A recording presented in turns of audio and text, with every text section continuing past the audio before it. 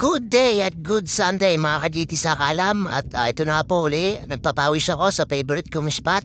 Pag wala po ako sa Mountain Peak, nandito po ako sa Mount Makiling. Dito po sa Mount Makiling ay nakakawala po na stress talaga pag kayo nag-ride. At ayun, puro pawis lang po tayo dyan. Tapos may kusmikos lang po tayo dyan. At dahan po tayo dyan sa may grotto. Alam niyo na, humingi ng konting hiling. Tapos ayan, umanig po ako sa may Santo Niño. Papawis ko po dyan, napakasarap po dyan, inaantay ko po minsan na umulan na malakas para po may falls dyan. Kalimitan po dyan pag umulan ng malakas at may pondo yung falls, ay tumutulo po yung falls dyan. Napakaganda pong tignan at mapagpahinga kasi malamig tapos para nasa ano talaga na nag-outing. Minsan na-aligo po ako dyan pero hindi ko na nakuha ng video kasi hindi naman po di ka rin yung cellphone kong gamit. Pag nabasa po, nag-automatic shut off. At ayan po, syempre, pagkatapos ko pumunta dun sa Mason Tonino Grotto, umaba na po ako dyan.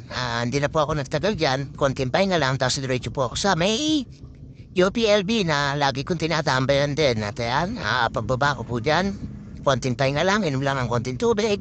Tapos pagbaba ko po dyan, dumiretso na po ako sa may UPLB, doon sa may tower. Ayan po, isa ko pong tinambayan. At ayan, nagpaalam po ako doon sa katabi ko dyan. Sabi ko, ate, pwede makishare. Ayun, pumayag yung mga estudyante na kumakain lang. Ang dami po nagpipiknik dyan na doon lalo sa may field. Tapos kaya lang po ako napatambay kasi masarap po dyan, malamig. Tapos marami po ako nakikita nag-jogging dyan. Dati nag-jogging po ako dyan doon yung umaga. Sa hapon minsan, pagka nalimutan ito mag-jogging sa umaga at may ginawa ako, magasarap po dyan tumambay. Talagang stress-free po dyan na wala akong marites. Kaya ayan, dyan lang lagi po ako natambay pagka wala akong ginagawa. Lalo ngayon Sunday, wala akong ride mga ka-GT sa Kalam. At ingat po tayo mga ka-GT sa Kalam na mga rider. Iwas na lang po tayo sa mga sasakyan kasi di naman po tayo sasantuin ng dimakin ng sasakyan. Tayo dipadyak lang at nagpapapawis lang. Tayo na po ang manawa minsan sa kanila tapos mag-ride safe lang po tayo mga ka-GT sa Kalam.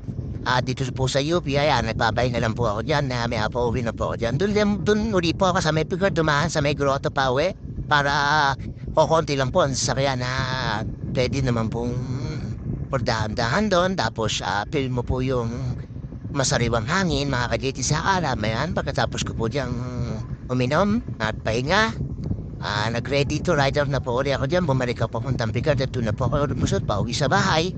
Kaya mga ka-GT sa Kalam, ingat po mga riders ko.